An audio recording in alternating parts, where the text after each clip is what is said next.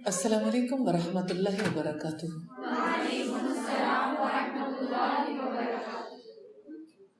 جی کیسے ہیں آپ لوگ؟ الحمدللہ۔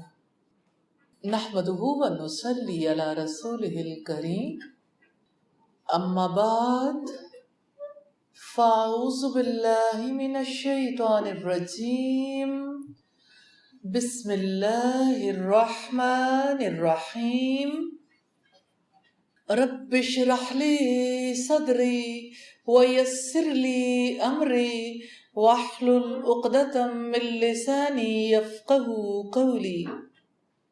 الحمدللہ، اللہ تعالیٰ کی توفیق سے ہم نے کل نماز کے حوالے سے بات چیت کی اور کچھ خاص چیزیں جس پر سب نے بات چیت کرنی ہے، لیکن اس سے پہلے میں چاہتی ہوں کہ نماز کے لیے جب کال دی جاتی ہے تو اس کال پر مسلمان کا طرز عمل کیا ہونا چاہیے،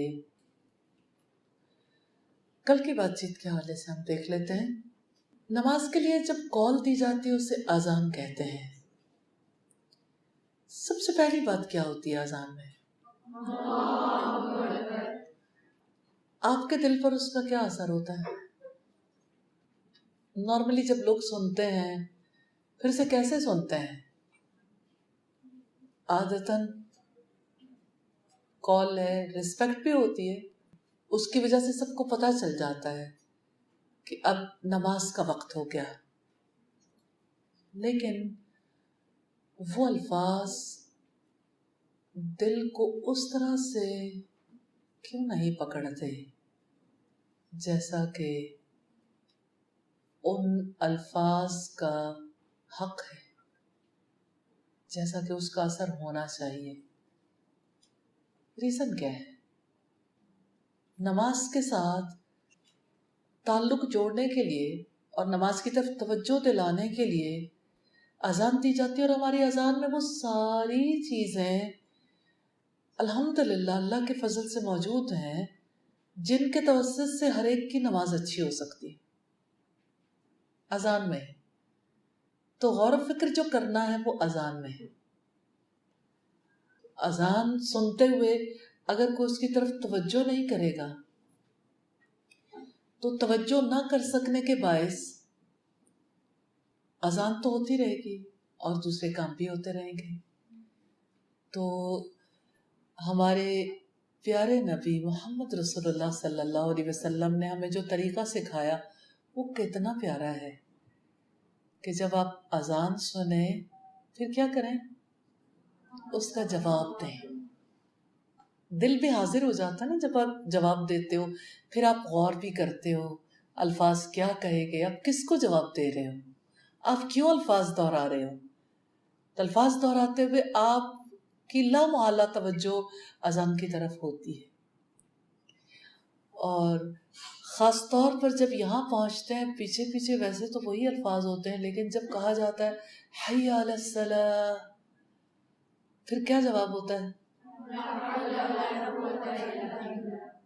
یہ ہمارا پیارا دین ہے اسلام، لا حول ولا قوت الا باللہ۔ کیا مطلب ہے اس کا؟ کوئی ایک بتائے گا اٹھ کے زور سے؟ کوئی ایک جی اٹھ کے بتا دیجیے۔ نہیں کوئی طاقت اور قوت سوال نہیں۔ اچھا، کس چیز کی؟ ہاں، نیکی کا کوئی کام انجام دینے کے لیے کسی کے اندر کوئی قوت نہیں، کسی وجہ سے کوئی نیکی نہیں کر سکتا جب تک کہ اللہ نہ چاہے، تو اللہ تعالیٰ کی مدد کی ضرورت ہے۔ الحمدللہ۔ اسی طرح سے حی علی الفلاح، آؤ کامیابی کی طرف۔ سوچیں ہماری اذان کتنی پیاری ہے، کتنی پیاری اذان ہے کہ ہر بار 5 دفعہ دن میں یہ کال دی جاتی ہے کہ آپ کامیاب ہونے کے لیے ایفرٹ کرو، سکسیسفل لائف کے لیے ایفرٹ کرو، آؤ کامیابی کی طرف۔ کوئی دین ایسا ہے دنیا کا، کوئی ریلیجن، کوئی نظام جس میں کامیابی کی دعوت دی جاتی؟ کوئی ماں ایسی ہو جو دن میں 5 مرتبہ اپنے بچے کو یہ بات لازمی طور پر کہے، کسی دن نہ بھولے، آپ نے کامیاب ہونا ہے اور کامیابی کے لیے کوشش کرنی ہے۔ ماں کی مثال اس لیے کہ ماں کی محبت دنیا میں سب سے خالص محبت ہے، یعنی رشتوں کے اعتبار سے۔ اللہ تعالیٰ کی محبت اور اس کے رسول کی محبت تو بہت بلند چیزیں ہیں نا، تو عام انسانی رشتوں میں ماں کی محبت سب سے بڑھ کر ہے۔ تو ایک ماں بھی اپنے بچے کو کامیابی کے لیے اس طرح نہیں موٹیویٹ کرتی جس طرح سے اللہ رب العزت 5 اوقات میں موٹیویٹ کرواتے۔ اس لیے اذان کی طرف ہم نے توجہ کرنی ہے انشاءاللہ، نماز کے لیے، نماز کو بہتر بنانے کے لیے۔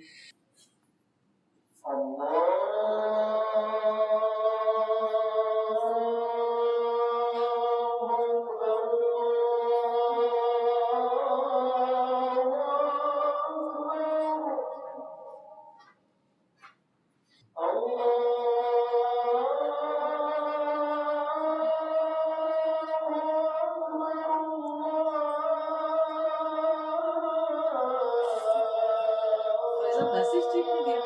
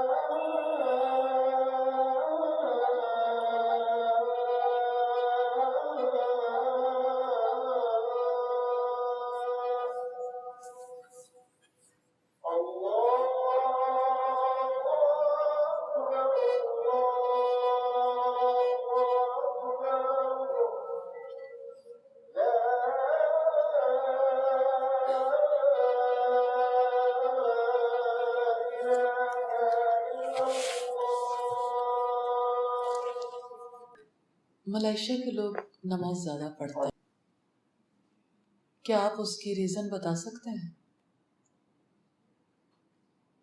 ایسا کیوں ہے کہ وہاں کے لوگ نماز کی طرف زیادہ راغب ہو گئے؟ کچھ تو کیا ہوگا؟ کیا اس بات پہ تحقیق ہونی چاہیے؟ کیا کھوج لگانی چاہیے؟ یقیناً جب انسان دوسروں کی کوششوں کو دیکھتا ہے تو اس کے لیے کوشش کرنا آسان ہو جاتا ہے۔ مجھے بھی یہ تکلیف لاحق رہتی ہے کہ آخر ایسا کیوں ہے سعودیہ میں مکہ کے ارد گرد چھوٹے چھوٹے بچے آپس میں دوستوں کے ساتھ مل کے جمعے کی نماز پڑھنے کے لیے طویل پیدل چل کے آ رہے ہیں، ماں باپ الگ جا رہے ہیں، بچے الگ جا رہے ہیں۔ بچوں کے لیے سب سے بڑی تفریح نماز پڑھنا ہے، حرم کے صحن میں پہنچنا، پھر نماز ادا کرنا اللہ کی توفیق کے بغیر تو ممکن نہیں ہے. انہیں نماز سے اتنی محبت کیوں ہے؟ ان کی نمازیں اور ہماری نمازیں ایک برابر تو نہیں ہیں. ان کے لیے نماز زندگی میں سب سے قیمتی چیز ہے. ہمارے یہاں نماز سب سے قیمتی چیز نہیں ہے. بچوں پہ بوجھ کیوں ہے؟ بڑوں پہ بوجھ کیوں ہے؟ اس لیے کہ نماز کی حقیقت کو نہیں سمجھتے. اور اس کی حقیقت کا تعلق نماز کا وقت ہو جانے سے ہے کہ جب نماز کا وقت ہو جائے پھر نماز ادا کرنی تو فرض ہے. اس کے لیے اللہ رب العزت نے اذان کا طریقہ سکھایا. اور آج کی آپ کی اسائنمنٹ ہے، کل آپ مجھے وہ واقعات سنائیں گے انشاءاللہ. میں ریفرنس دے دیتی ہوں آپ کو. ابو محذورہ ایک بچے کا نام تھا جو اذان کی نقل اتارتا تھا، مسلمان نہیں تھا. گلیوں بازاروں میں ایک دفعہ اللہ کے رسول صلی اللہ علیہ وسلم نے بھی اسے دیکھا تو آپ صلی اللہ علیہ وسلم نے جب اسے بلایا تو اسے خوف بھی ہوا جانے کیا ہو. پھر آپ نے اسے کہا کہ اچھا آپ سناؤ، کیا سناتے ہو؟ پھر جانتے ہیں آپ کہ ابو معذورہ کی ڈیوٹی لگا دی رسول اللہ صلی اللہ علیہ وسلم نے اذان دینے کے لیے. یہ واقعہ ایگزیکٹ ورڈز میں انشاءاللہ حدیث کی کتاب سے نکالیے تو آپ کو پتہ چلے گا کہ کس طرح سے یعنی ابتدا میں لوگوں کے لیے نماز کے وقت پہ نماز ادا کرنا مشکل تھا. اذان نہیں تھی پہلے. پھر صحابہ کرام نے خواب دیکھے، بہت سارے صحابیوں نے آپس میں رسول اللہ صلی اللہ علیہ وسلم نے جب مشورہ کیا کہ نماز کے وقت پہ کیسے کال دی جائے تو یعنی کسی نے کہا کہ جیسے عیسائی اپنی عبادت کے لیے اس طرح کال دیتے ہیں اور جیوز ایسے کال دیتے ہیں، فلاں ایسے دیتا ہے، تو نرسنگے کی بات کی گئی. پھر اسی طرح سے مختلف چیزوں کی، لیکن کسی چیز پر اتفاق نہیں ہوا.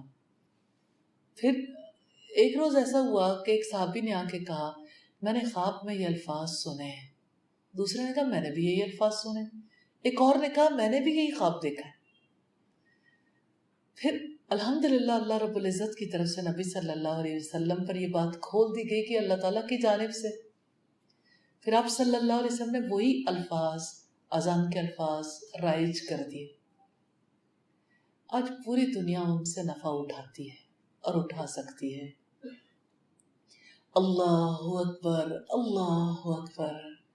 اللہ سب سے بڑا ہے، اللہ سب سے بڑا ہے. اسلام میں سب سے بڑی بات یہ ہے کہ اللہ تعالیٰ سب سے بڑا ہے. جب کبھی دنیا میں اللہ تعالیٰ کے مقابلے میں کوئی کسی کو بڑا سمجھے تو یہ شرک ہے، یا اپنے آپ کو بڑا سمجھے تو یہ شرک ہے. اسلام اس کی نفی اذان سے بھی سکھاتا ہے. جب کوئی اپنی بات کو زیادہ ویلیو کرے اور اللہ تعالیٰ کی بات کو کم ویلیوبل سمجھے تو یہ شرک ہے. جب کوئی اللہ تعالیٰ کے مقابلے میں کسی اور کی بات کو، کسی اور کی رائے کو زیادہ ویلیوبل سمجھے اور اللہ کی بات کو کم ویلیوبل سمجھے تو یہ شرک ہے. ایسے ہی جب کوئی اللہ تعالیٰ نے جو کام بتایا اس کام سے زیادہ اسے اپنا کام عزیز ہو تو اس کام کو کیا کہیں گے؟ اس نے کیا کیا؟ اللہ رب العزت کی بڑائی کو دل سے تسلیم نہیں کیا، پوسٹپون کیا ہے نا. ابھی وہ کام کرے گا تو صحیح اللہ تعالیٰ کا، لیکن اس نے کہا میں تھوڑا دیر بات کر لیتا ہوں نا.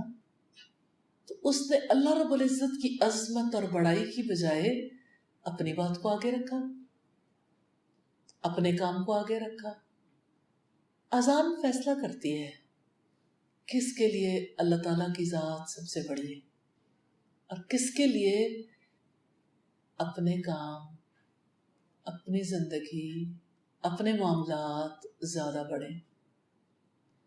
ہر اذان فیصلہ کرتی ہے، فیصلہ کن ثابت ہوتی ہے. کون؟ اپنے رب کو سب سے بڑا بنا رہا ہے. کس کے لیے رب بڑا نہیں ہے؟ اذان کا جواب بھی وہی دیتا ہے جو اپنے رب کو بڑا بناتا ہے، اس کو سمجھتا ہے، اس کو جواب دیتا ہے، رسپانس کرتا ہے. تو الحمدللہ ہماری شخصیت کی تعمیر کے لیے اذان بہت اہم کردار ادا کرتی ہے. اذان کے ذریعے سے ہمارے اندر جو نقص شیطان وسوسوں کے ذریعے سے یا ماحول کی وجہ سے کسی چیز کا تھوڑا یا زیادہ اثر آیا بھی ہوتا ہے، اذان سننے والے کے اندر وہ ایمان پھر اپنے صحیح لیول پر آ جاتا ہے یا اس سے بھی زیادہ بڑھ جاتا ہے الحمدللہ. پھر آپ دیکھیں کہ جیسے اللہ اکبر کی بات ہے، دنیا میں پہلی بار جب شرع کا آغاز ہوا تھا تو اسی اللہ اکبر کے بارے میں شرع پیدا ہوا تھا کہ اللہ اکبر کے مقابلے میں ابلیس نے اپنی بات کو زیادہ بڑا سمجھا تھا.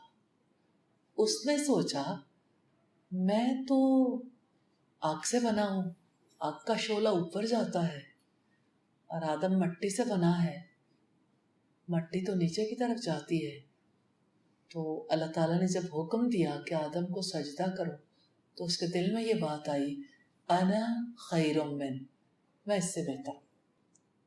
اس کو بھول گیا کہ اللہ تعالیٰ کی بات، اس کا حکم بڑا ہے، اس کو یہ بات ذہن میں ہی نہیں رہی. لیکن کیا ابلیس کو اس بات پر اللہ تعالیٰ نے معاف کر دیا تھا کہ چلو کوئی بات نہیں، آپ نے سوچا تو؟ آج ہر ماں اپنے بچے کو اس بات پہ چھوٹ دیتی ہے. آج ہر بہن، آج ہر بیوی، آج ہر فرد دوسرے کو اسی بات پہ چھوٹ دیتا ہے کہ جو اس نے کیا چلو کوئی بات نہیں.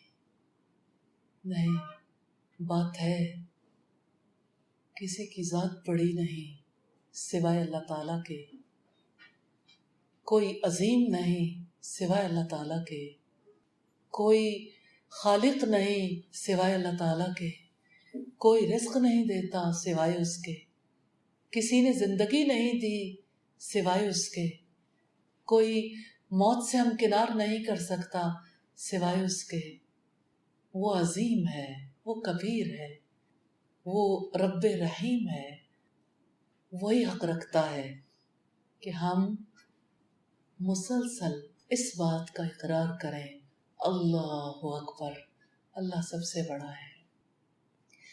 اور جس کے دل سے اور جس کی زبان سے اللہ اکبر دن میں اتنی بار نکلتا ہے، اس کو اللہ تعالیٰ یہاں تک نہیں چھوڑتے. اگلا سبق بھی ہے، اور جانتے ہیں اگلا سبق کیا ہے؟ اشہد ان لا الہ الا اللہ، گواہی.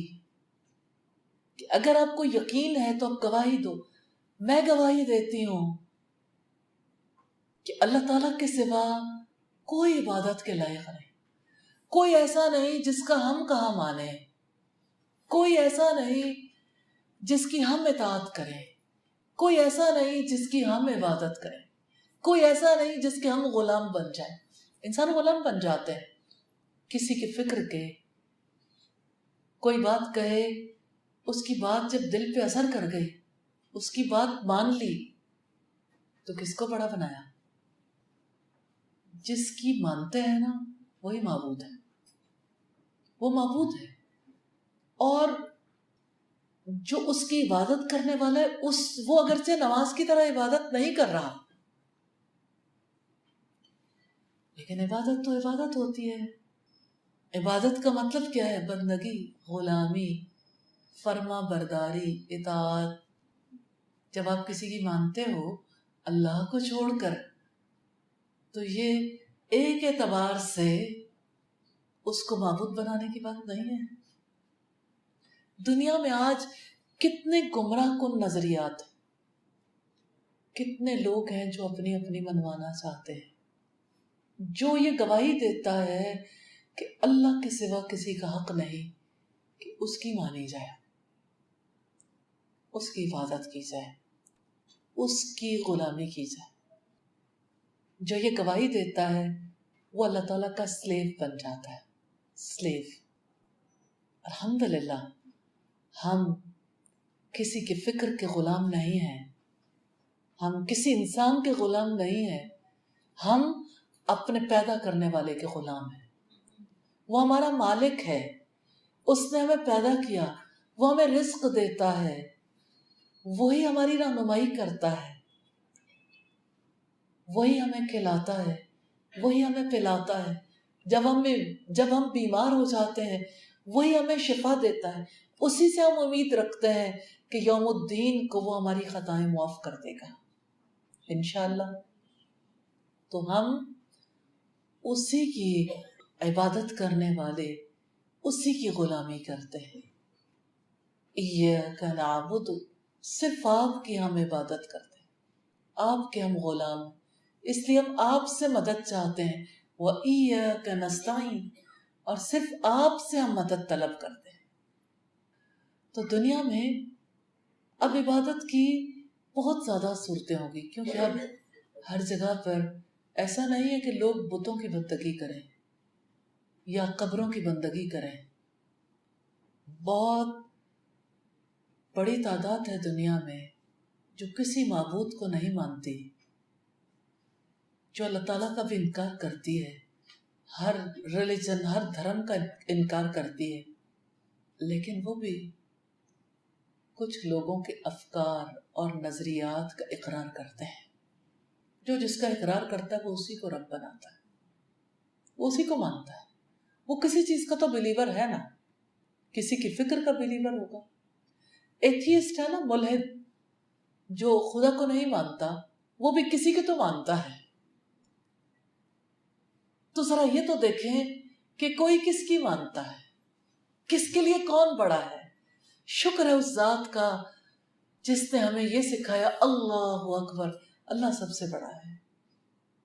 اشہد ان لا الہ الا اللہ، میں گواہی دیتی ہوں اللہ کے سوا کوئی عبادت کے لائق، کوئی یہ حق نہیں رکھتا کہ ہم پر وہ اپنی فکر امپوز کرے، اپنے خیال کو، اپنے نظریے کو، اپنے شکوک اور شبہات کو، اپنے زندگی کے فلسفے کو امپوز کرے. کوئی ہم سے اپنی منوائے، الا اللہ، سوائے اللہ کے. ہم اللہ کی ماننے والے الحمدللہ.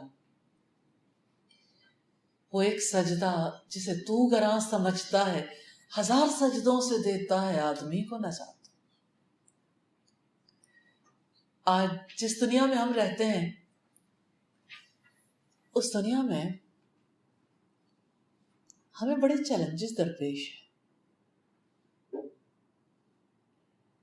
لیکن بہت بڑا چیلنج ہے،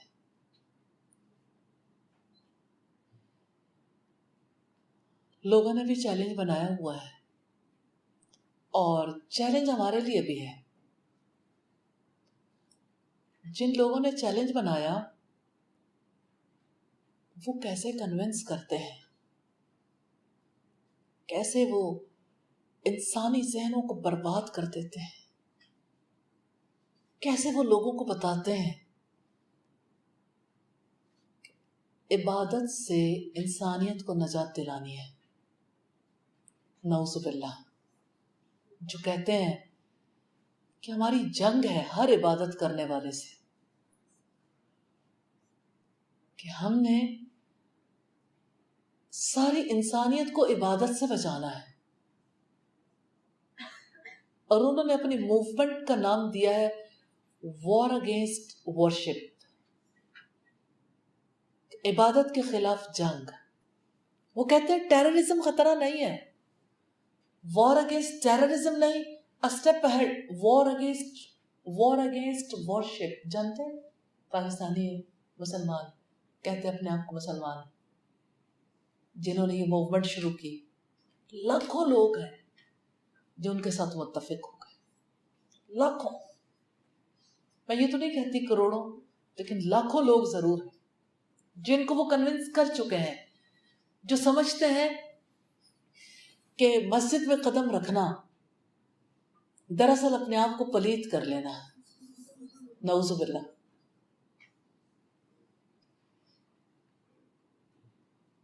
میں نے جب سے یہ سنا تو میرا دل بہت زیادہ تکلیف میں تھا کہ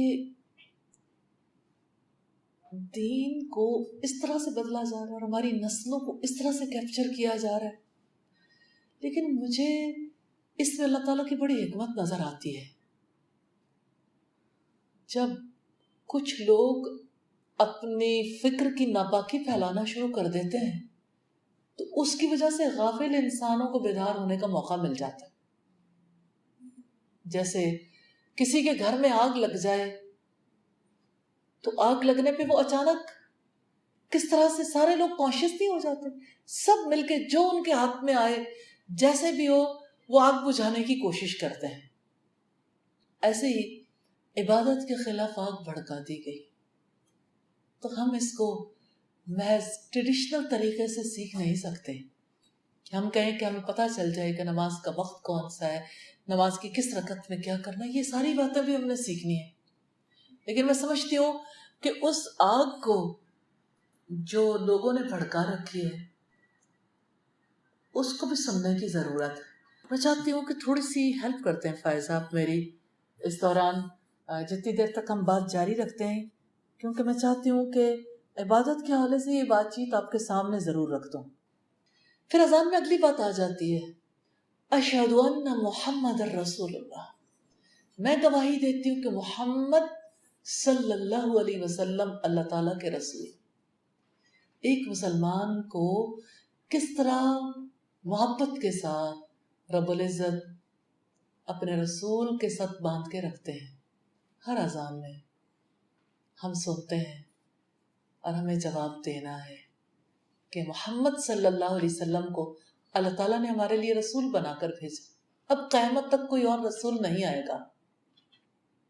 اور اب دیکھیں اذان میں گواہی ہے، میں گواہی دیتی ہوں، ہر بندہ گواہی دیتا ہے جس وقت وہ اذان کا جواب دیتا ہے۔ کان سنتے ہیں، کان گواہ ہیں، زبان بولتی ہے، گواہی کا اظہار کرتی ہے، دل اسے اپنے اندر رکھ لیتا ہے اور یقین کا لیول اور اوپر چلا جاتا ہے۔ الحمدللہ۔ پھر اذان میں اگلی بات کو دیکھیے، حی علی الصلاۃ، آؤ نماز کی طرف۔ نماز کیا ہے؟ نماز دراصل رابطہ ہے، تعلق ہے اللہ اور بندے کے بیچ۔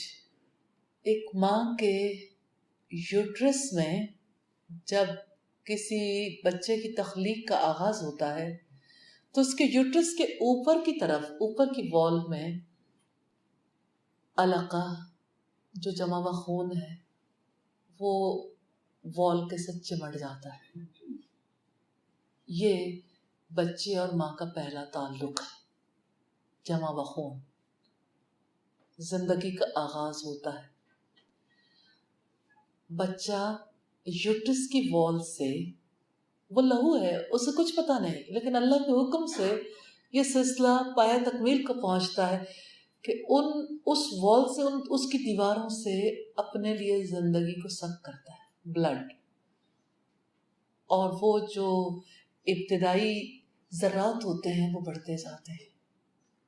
وہ جمع و خون اللہ تعالیٰ کے حکم سے گوشت کی بوٹی میں جو بے شکل کی ہوتی ہے، پھر وہ شکل والی ہو جاتی ہے، پھر وہ پورا بچہ اللہ تعالیٰ کے حکم سے بنتا ہے، پھر وہی بچہ بڑا ہوتا جاتا ہے، اور جب تک وہ ڈیلیور نہیں ہو جاتا اللہ تعالیٰ نے اس کی ماں کے ساتھ اس کا تعلق کس طرح سے جوڑ کے رکھا ہوتا ہے کہ بچے کی ناف کے ساتھ اللہ تعالیٰ کے حکم سے ایک چھوٹی سی پائپ ہوتی ہے جس کو آنول بولتے ہیں اردو، وہ یعنی ایک تعلق کا ایک ذریعہ بن جاتا ہے۔ میں اس کے توسط سے جو بات بتانا چاہتی ہوں وہ ایک رشتہ ہے، ایک تعلق، کنیکٹیویٹی، کیونکہ بچے کو اپنی زندگی کے لیے جس چیز کی ضرورت ہوتی ہے وہ اس کے اپنے پاس نہیں ہوتی، وہ ماں کے پاس ہے، اور ماں کے ذریعے سے وہ بچے تک اللہ کے حکم سے زندگی پہنچائی جاتی ہے، وہ لہو بھی پہنچتا ہے، اس کے لیے جو کچھ ہے ماں کے پیٹ سے پہنچتا رہتا ہے۔ رب کائنات نے ہماری ضروریات کو بھی اسی طرح سے پورا کیا ہے. ہمیں اپنی ایمانی زندگی کے لیے اور اس زندگی کے بیلنس کو قائم رکھنے کے لیے، جس طرح سے ہمارا جسم ہے، جیسے ہماری عقل ہے، ایسے ہماری روح ہے، تو ہماری زندگی کی ضروریات کی تکمیل کے لیے اللہ رب العزت نے یہ کنیکٹیوٹی رکھی ہے. ہر نماز میں ہم ایک نئی زندگی لے کے اٹھتے ہیں. جب ہم اللہ اکبر کہہ کے اس میں انٹر ہوتے ہیں اور السلام علیکم کہہ کے اس سے باہر نکلتے ہیں. اللہ اکبر سے السلام علیکم تک کے وقفے میں بندہ کس طرح سے سلامتی کا نمائندہ بن جاتا ہے. دائیں طرف والوں کے لیے بھی سلامتی کا پیغام.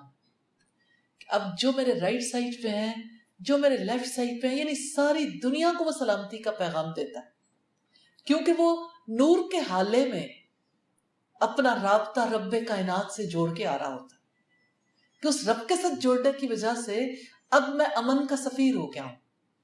اب میں سلامتی کا پیغام پوری دنیا کو دے سکتا ہوں. سبحان اللہ. دنیا امن کہاں جا کے تلاش کرتی ہے؟ کیا امن کسی اور راستے سے مل سکتا ہے؟ امن تو صلات میں ملے گا، اور دنیا صلات سے دور کر کے امن تلاش کر رہی ہے. اس دنیا کو ہمیں بتانا ہے کہ امن اس جنگ میں نہیں ہے، امن تو رب سے تعلق میں ہے، اور نماز اس کا بہترین ذریعہ ہے. نماز کے ذریعے سے ایک فرد کی کتنی بڑی اوور ہالنگ ہوتی ہے. 5 times a day. نبی صلی اللہ علیہ وسلم نے اس کے لیے کتنی پیاری اگزامپل دی.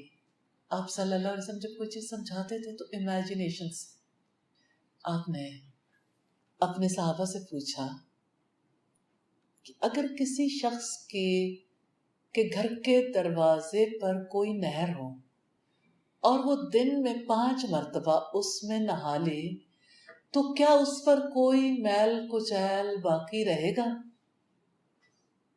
تو صحابہ کرام نے جواب دیا کہ نہیں. تو آپ نے جواب دیا یہی حال وضو کا ہے اور نماز کا ہے. یعنی جب کوئی وضو کرتا ہے تو اس طرح سے گناہوں سے پاک ہو جاتا ہے.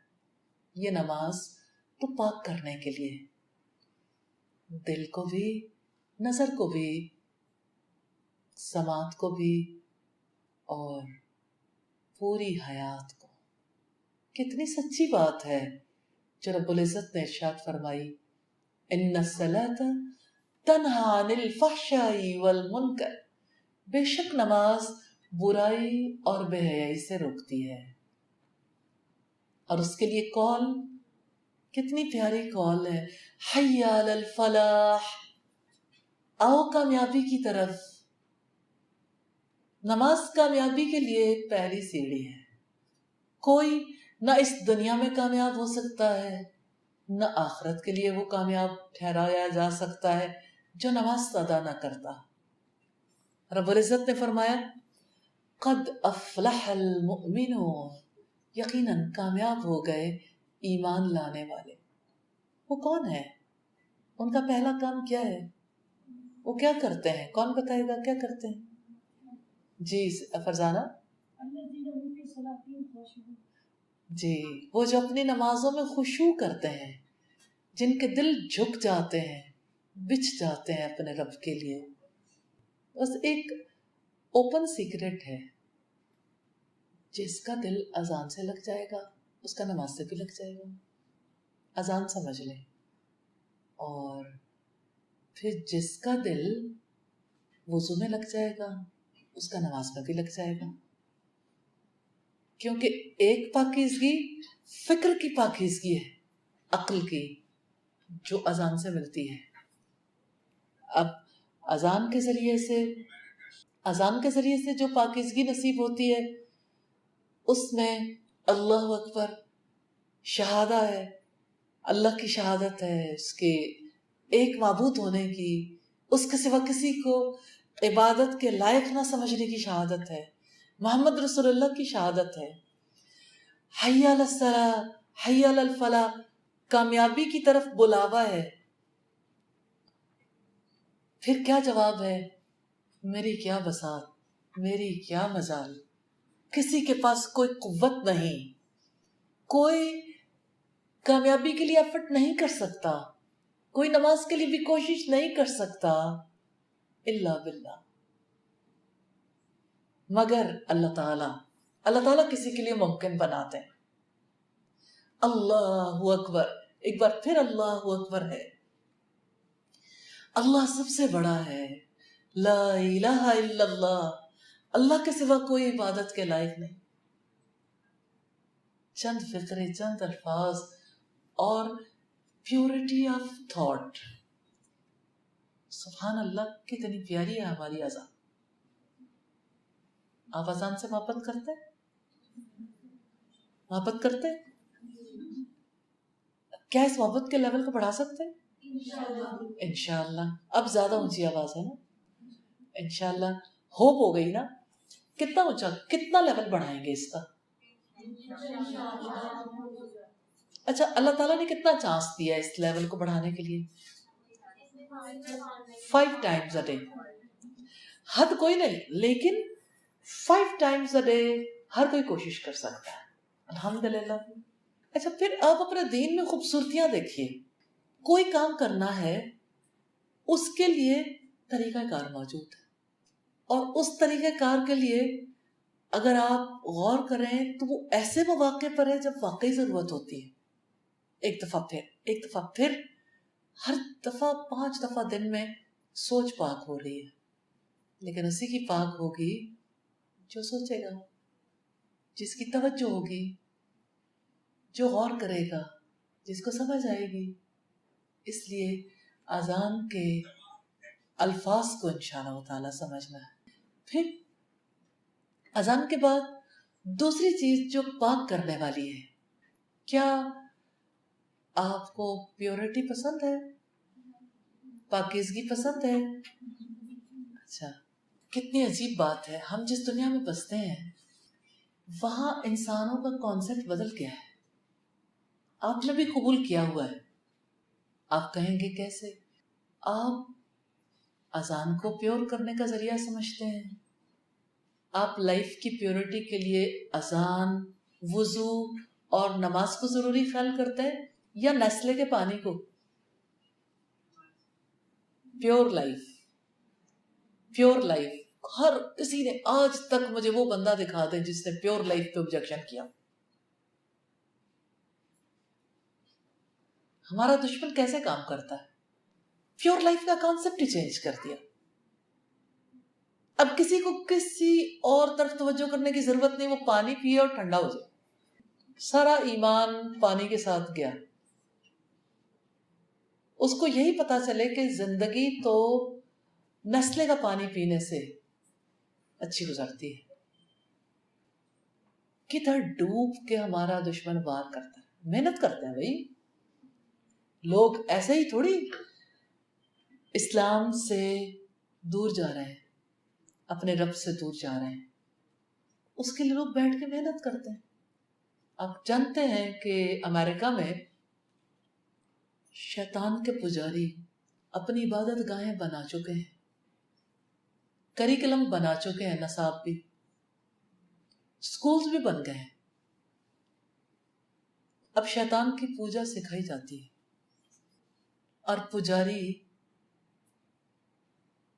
ہمارے جیسے انسان ہیں، ان میں عیسائی بھی ہیں اور مسلمان بھی ہیں، ہر مذہب سے تعلق رکھنے والے۔